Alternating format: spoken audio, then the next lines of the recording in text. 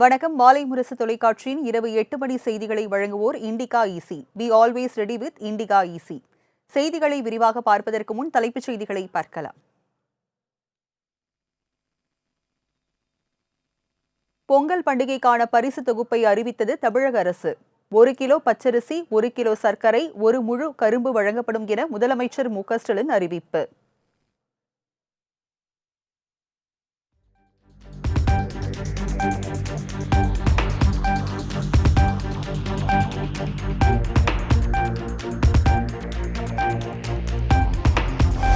தமிழக அரசின் பொங்கல் பரிசு தொகுப்பில் 1000 ரூபாய் தொடர்பான அறிவிப்பு இடம்பெறவில்லை. 1000 ரூபாய் பொங்கல் பரிசாக வழங்கப்படும் என எதிர்பார்க்கப்பட்ட நிலையில் ஏமாற்றம்.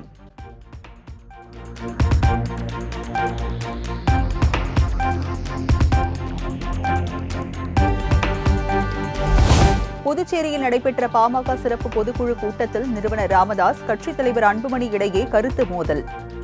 விருப்பம் இல்லை எனில் விலக்கிக் கொள்ளலாம் என அன்புமணியை ராமதாஸ் எச்சரித்ததால் பரபரப்பு.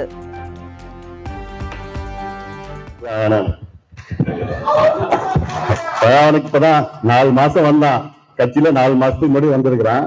அவனுக்கு என்ன அனுபவம் இருக்குது? அவனுக்கு என்ன அனுபவம் இருக்கு? அவனுக்கு வேற என்ன பேர் பண்ணுங்க, நல்ல அனுபவம் சொல்லியே பண்ணுங்க. நான் சொன்னேன், கலர்ல நல்ல ஆழ்வா வேணும், நல்ல திறமையா வேணும். வந்த உடனே போய் அப்புறம் இளைஞர் பொருளை போட்டு நான் சொல்றதுதான் நீங்க சொல்லுங்க, கேட்கணும். யாரா இருந்தாலும் நான் சொல்றதுதான் கேட்கணும். பண்ணி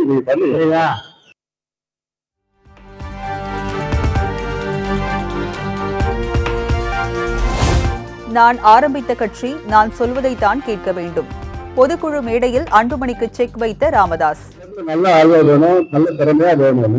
வந்த உடனே போய் அப்புறம் இளைஞர் பொருளை போட்டு நான் சொல்றதுதான் நீங்க சொல்லுங்க, கேட்கணும். யாரா இருந்தாலும் நான் சொல்றதுதான் கேட்கணும். நான் சொல்றத கேட்கலன்னா யாரும் இந்த கட்சியில இருக்க முடியாது.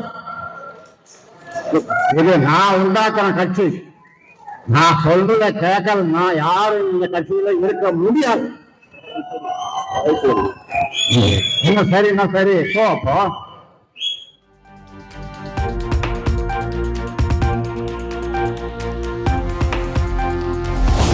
பாமக மாநில இளைஞரணி தலைவராக தனது சகோதரி மகன் முகுந்தனை நியமிப்பதற்கு அன்புமணி ராமதாஸ் எதிர்ப்பு.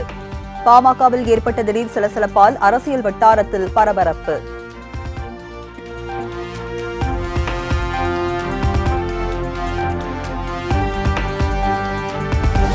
தன்னை சந்திக்க வருபவர்கள் பனையூரில் உள்ள தனது புதிய அலுவலகத்திற்கு வந்து சந்திக்கலாம். தனது புதிய அலுவலகம் குறித்து அறிவித்து செல்போன் எண்ணையும் வெளியிட்ட அன்புமணி ராமதாஸ்.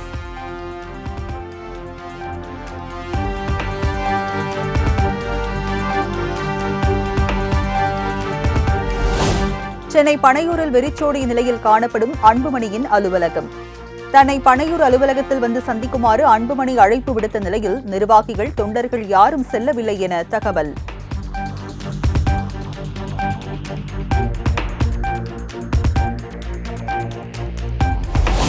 பாமக தலைவர் அன்புமணியிடம் சமரச பேச்சுவார்த்தை நடத்த கௌரவ தலைவர் ஜி.கே. மணி தலைமையில் குழு அமைப்பு. கருத்து மோதல் தொடர்பாக தைலாபுரம் தோட்டத்தில் பாமக நிறுவனர் ராமதாசுடன் மூத்த நிர்வாகிகள் ஆலோசனை.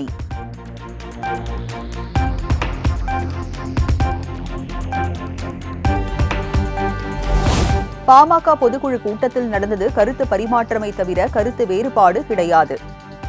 அன்புமணி ராமதாஸ் இடையேயான கருத்து மோதல் தொடர்பாக அண்ணாமலை கருத்து. கருத்து பரிமாற்றம் பாதையிலிருந்து தடம் பிறண்டு செல்லும் பொழுது மறுபடியும் நாங்க இதை தாண்டி மேல செல்ல வேண்டி வருங்கன்னா நம்ம போறோம். பொதுக்குழு கூட்டத்தில் வந்து பாத்தீங்கன்னா இன்னைக்கு ஒருத்தரோட பதவி நியமிக்கிறது அன்புமணி ராமதாசும் கருத்து வேறுபாடு கருத்து வேறுபாடு இல்லைன்னா கருத்து பரிமாற்றம். கருத்து பரிமாற்றம்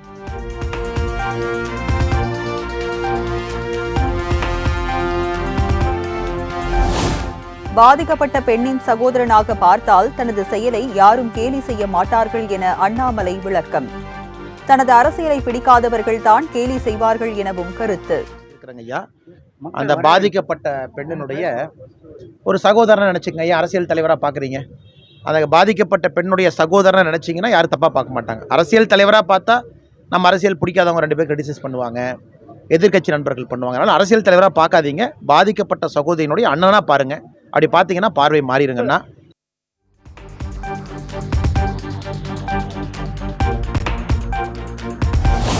மாணவி பாலியல் வன்கொடுமை செய்யப்பட்டது தொடர்பாக அண்ணா பல்கலைக்கழகத்தில் ஆளுநர் RN ரவி ஆய்வு. மாணவி பாலியல் வன்கொடுமை சம்பவம் குறித்து நிர்வாகிகள், பேராசிரியர்களுடன் ஆளுநர் முக்கிய ஆலோசனை.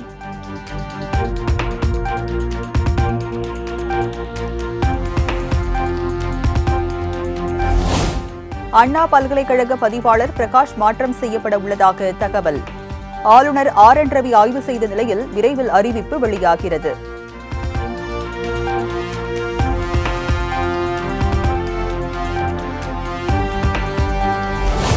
அண்ணா பல்கலைக்கழக மாணவி பாலியல் வன்கொடுமை விவகாரத்தில் உண்மை கண்டறியும் குழுவை அமைத்தது தேசிய மகளிர் ஆணையம். உண்மை கண்டறியும் குழுவினர் வரும் 30ஆம் தேதி சென்னை வரவுள்ளதாக தகவல்.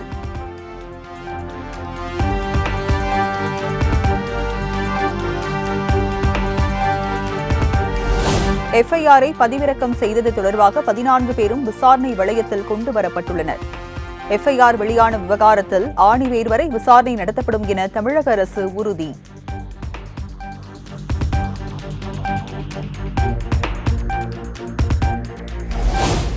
முதல் தகவல் அறிக்கை ஊடகங்களில் வெளியானதை எப்படி ஏற்றுக்கொள்ள முடியும் என தமிழக அரசு தரப்பு சரமாரி கேள்வி. பாதிக்கப்பட்டவரின் அடையாளத்தை பாதுகாப்பது காவல்துறை மட்டுமல்ல, அனைவரின் கடமை என அரசு தலைமை வழக்கறிஞர் வாதம்.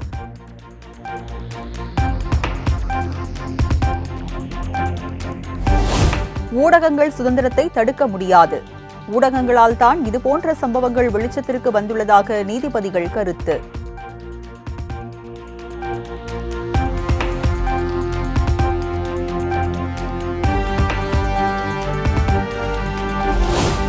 முதல் தகவல் அறிக்கை எழுதப்பட்டிருக்கும் விதம் மிக மோசமாக உள்ளது என நீதிபதிகள் கண்டனம். புகார் அளிப்பதற்காக காவல் நிலையத்திற்கு வருவதற்கே பொதுமக்கள் பயப்படும் நிலையில்தான் உள்ளது எனவும் சாடல்.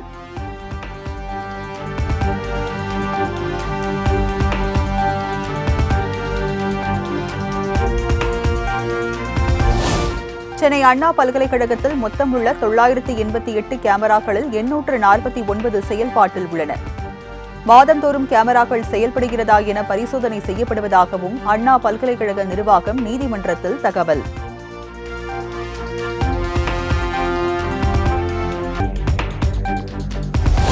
மாணவி பாலியல் வன்கொடுமை செய்யப்பட்ட சம்பவத்திற்கு பின் பாதுகாப்பு நடைமுறை குறித்து ஆய்வு செய்ய குழு அமைக்கப்பட்டுள்ளது.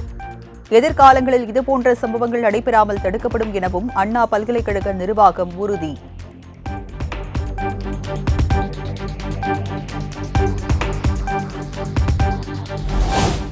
மாணவி பாதிக்கப்பட்ட பிறகு குழு அமைப்பதில் என்ன பயன்?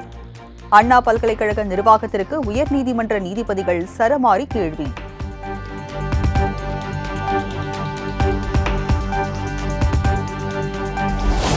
அண்ணா பல்கலைக்கழக மாணவி பாலியல் வன்கொடுமை செய்யப்பட்ட வழக்கை CBI விசாரணைக்கு மாற்றக் கோரிய கோரிக்கை நிராகரிப்பு. FIR வெளியானது தொடர்பாக விசாரணை நடத்த பெண் IPS அதிகாரிகள் அடங்கிய சிறப்பு புலனாய்வு குழு அமைப்பு.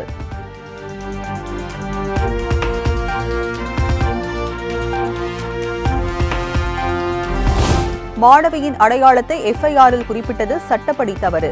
பாதிக்கப்பட்ட மாணவியின் கண்ணியம் காக்கப்படவில்லை எனவும் நீதிபதிகள் காட்டம்.